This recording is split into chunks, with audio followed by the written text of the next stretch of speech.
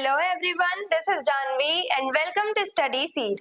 आज हम class 10th geography chapter 2 का टॉपिक 3 पढ़ेंगे, that is IUCN classification. IUCN एक इंटरनेशनल बॉडी है, इंटरनेशनल ऑर्गेनाइजेशन है जो हमारे नेचर को प्रोटेक्ट करने के लिए अलग अलग स्टेप्स लेती है। और IUCN जो है उसने हमारे जो स्पीशीज हैं, एनिमल स्पीशीज, प्लांट स्पीशीज जो है उन्हें क्लासिफाई कर रखा है डिफरेंट कैटेगरीज में। किस बेसिस पे कि वो कितने ज्यादा सेफ है या कितने ज्यादा एक्सटिंक्ट होने के कगार पे हैं, उस बेसिस पे क्लासिफाई करा है IUCN ने हमारी स्पीशीज को, प्लांट एंड एनिमल स्पीशीज को। The IUCN or International Union for Conservation of Nature is an organization that classifies plants and animals based on how threatened or safe they are from extinction. IUCN की full form क्या है? International Union for Conservation of Nature। इसके नाम से ही पता चल रहा है ये एक इंटरनेशनल बॉडी है, इंटरनेशनल ऑर्गेनाइजेशन है जो हमारे नेचर को प्रोटेक्ट करने के लिए स्टेप्स लेती है, जो नेचर को प्रोटेक्ट करना चाहती है, हमारे रिसोर्सेज को, नेचुरल रिसोर्सेज को, एनिमल्स को, प्लांट्स को प्रोटेक्ट करना चाहती है, कंजर्व करना चाहती है ये ऑर्गेनाइजेशन। तो IUCN एक ऐसी ऑर्गेनाइजेशन है जो कंजर्व करना चाहती है हमारे नेचर को, प्रोटेक्ट करना चाहती है हमारे नेचुरल रिसोर्सेज को, प्लांट एंड एनिमल स्पीशीज को। तो ये जो IUCN है उसी ने हमारे प्लांट एंड एनिमल स्पीशीज को डिफरेंट कैटेगरीज में क्लासिफाई कर दिया है। किस बेसिस पे कि वो कितने ज्यादा सेफ हैं या क्या वो एक्सटिंक्ट होने वाले हैं या नहीं होने वाले, इस बेसिस पे क्लासिफाई कर दिया गया है डिफरेंट कैटेगरीज में। तो वो कैटेगरीज आज के वीडियो में हम देखेंगे कि कौन कौन सी मेन वो कैटेगरीज हैं जिसमें हमने different animals and plant species को क्लासिफाई कर रखा है। This classification helps in identifying species that need protection and in planning conservation programs. अब ये जो क्लासिफिकेशन किया गया है, हमने डिफरेंट कैटेगरीज में क्लासिफाई कर दिया है स्पीशीज को, तो उससे हमें कैसी हेल्प मिल रही है? पहली बात, हमने ये जो क्लासिफिकेशन किया है उसकी वजह से हम पता लगा सकते हैं कि किस स्पीशी को प्रोटेक्ट करने की ज्यादा जरूरत है, हमें कौन सी स्पीशीज को प्रोटेक्ट करना है, कौन सी स्पीशीज खत्म होने वाली है, किन स्पीशीज को प्रोटेक्ट करने की तरफ हमें अलग अलग स्टेप्स लेने हैं, पॉलिसीज बनानी है, नए लॉज बनाने हैं। तो ये हमें पता चलता है। साथ ही साथ हम लोग कंजर्वेशन प्रोग्राम्स जो निकालते हैं इन स्पीशीज को प्रोटेक्ट करने के लिए, कंजर्व करने के लिए, जो भी हम प्रोग्राम्स बना रहे हैं अपने देश में, तो वो हम कैसे बना पा रहे हैं? क्योंकि हमें पता है ऐसी कौन सी स्पीशीज हैं जो एक्सटिंक्ट होने वाली है, जो खत्म होने वाली है। अब इस क्लासिफिकेशन की वजह से हम लोगों को पता चल जाएगा कौन सी ऐसी स्पीशीज हैं जो खतरे में है, जो एक्सटिंक्ट हो सकती हैं। तो उन स्पीशीज को लेकर के हम डिफरेंट प्रोग्राम्स बनाते हैं अपनी कंट्री में, जिससे कि हम उन स्पीशीज को प्रोटेक्ट कर सके, उनकी पॉपुलेशन को बचा सके एक्सटिंक्शन से। Main categories of IUCN classification. अब IUCN ने किन किन कैटेगरीज में क्लासिफाई किया है इन स्पीशीज को? तो पहली आती है normal species, species whose population is normal और स्टेबल लाइक कैटल। तो नॉर्मल स्पीशीज वो स्पीशीज होती है जानवरों की, प्लांट्स की वो प्रजातियां जो एकदम नॉर्मल है, जिनकी पॉपुलेशन नॉर्मल है, यानी कि वो स्टेबल है, यानी कि उनके खत्म होने का अभी तो कोई चांस नहीं है, उनकी पॉपुलेशन इनफ अमाउंट में है, काफी नंबर्स में है ये स्पीशीज, काफी नंबर्स में ये जो एनिमल्स है वो हमारे पास अवेलेबल है स्पीशी के, तो उन्हें हम बोलेंगे नॉर्मल स्पीशीज। जैसे कि कैटल, वो हमारे पास काफी ज्यादा अमाउंट में है, काफी ज्यादा पॉपुलेशन है कैटल की, तो वो नॉर्मल स्पीशीज की कैटेगरी में आएंगी।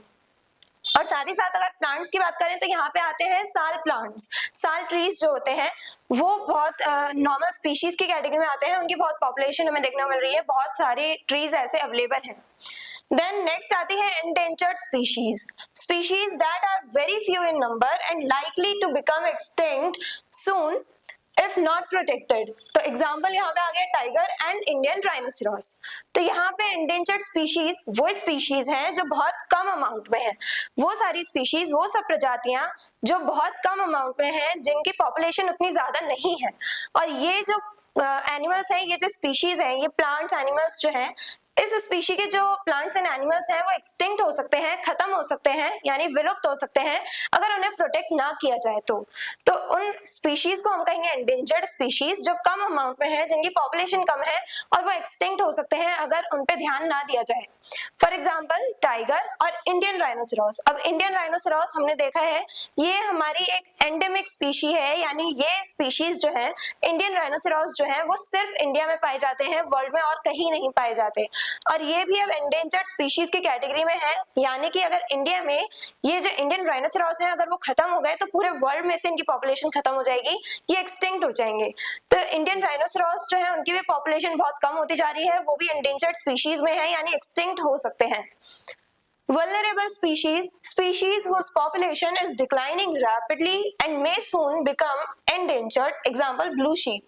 अब vulnerable species वो सारी species वो जो काफी ज्यादा population में थी, यानी कि जिनकी जो पॉपुलेशन है वो एकदम नॉर्मल थी, जो स्टेबल थी, लेकिन अब उनकी पॉपुलेशन बहुत तेजी से कम हो रही है, डिक्लाइन हो रही है, यानी कि काफी ज्यादा ये जो यहाँ हम कह सकते हैं जो हंटिंग है उसकी वजह से काफी ज्यादा इन एनिमल्स को हंट किया जा रहा है, जिसकी वजह से इनकी पॉपुलेशन कम हो रही है, या कोई भी दूसरे जो रीजन है, अलग अलग कॉजेस की वजह से इनकी पॉपुलेशन अब बहुत तेजी से डिक्लाइन कर रही है।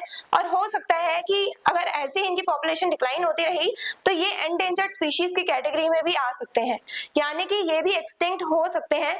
तो इन स्पीशीज को कहा जाएगा वल्नरेबल स्पीशीज, यानी जिनकी अभी पॉपुलेशन ठीक ठाक है, जो अभी एंडेंजर्ड स्पीशीज की कैटेगरी में नहीं है, जिनकी पॉपुलेशन ना उतनी ज्यादा है ना उतनी कम है, इतनी कम भी नहीं है कि हम उन्हें एंडेंजर्ड स्पीशीज की कैटेगरी में रखें, ना इतनी ज्यादा है कि हम उन्हें नॉर्मल स्पीशीज की कैटेगरी में रखें, यानी कि इनकी पॉपुलेशन बहुत तेजी से डिक्लाइन हो रही है, लेकिन अभी ये इतने भी कम नहीं है कि हम उन्हें एंडेंजर्ड स्पीशीज की कैटेगरी में रख दें, तो इसीलिए इन्हें वल्नरेबल स्पीशीज की कैटेगरी में रखा गया है।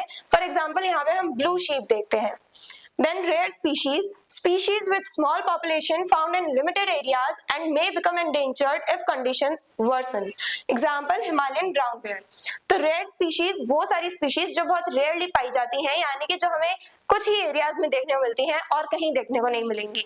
कुछ एरियाज में बहुत कम ही अमाउंट में जो स्पीशीज के जैसे स्पीशी के एनिमल्स बचे हैं, जैसे यहाँ पे हम बात कर रहे हैं हिमालयन ब्राउन बेयर की, तो ये स्पीशी जो है वो रेयर स्पीशी में आती है, यानी कि ये जो हिमालयन ब्राउन बेयर है वो सिर्फ हमें हिमालयन रीजन में देखने को मिलते हैं, यानी एक लिमिटेड एरिया में देखने को मिल रहे हैं, हमें बस हिमालयन एरियाज में देखने को मिल रहे हैं, और साथ ही साथ इनकी पॉपुलेशन भी उतनी ज्यादा नहीं है। ये जो ब्राउन बेयर है वो बहुत कम क्वांटिटी में है, बहुत कम नंबर्स में बचे हैं, इनकी पॉपुलेशन उतनी ज्यादा नहीं बची है, तो इसलिए हम इन्हें रेयर स्पीशीज की कैटेगरी में रखते हैं। देन आती है endemic species that are found only in a particular region and nowhere else in the world. Example Nicobar pigeon. तो ये वो सारी स्पीशीज होती हैं, एंडेमिक स्पीशीज वो सारी स्पीशीज होती हैं जो सिर्फ हमें किसी एक पर्टिकुलर रीजन में देखने को मिल रही है। जैसे हम इंडिया की बात करें तो हमने देखा Indian rhinoceros, Indian great squirrel, ये सब जो स्पीशीज हैं वो सिर्फ इंडिया में पाई जाती हैं, तो इसीलिए ये इंडिया की एंडेमिक स्पीशीज हैं, यानी वो स्पीशीज जो एक पर्टिकुलर रीजन में पाई जाती हैं और वर्ल्ड में कहीं और नहीं पाई जाती, तो उसे हम कहेंगे endemic species. For example Nicobar pigeon, जो हमें अंडमान एंड निकोबार आइलैंड्स जो है इंडिया के, वहां पे निकोबार आइलैंड्स में देखने को मिलते हैं Nicobar pigeon. Extinct species that have completely disappeared from the earth. अब एक्सटिंक्ट स्पीशीज वो स्पीशीज होती हैं जो हमारे अर्थ से एकदम खत्म हो चुकी हैं, यानी वो स्पीशीज जो अब बची ही नहीं है, उस प्रजाति के जानवर अब बचे ही नहीं हैं अर्थ पे, तो उसे हम कहेंगे extinct species. For example pink headed duck. पहले पिंक हेडेड डक हुआ करती थी, लेकिन अब वो एक्सटिंक्ट हो गई है, अब हमें कहीं भी पिंक हेडेड डक देखने को नहीं मिलती है।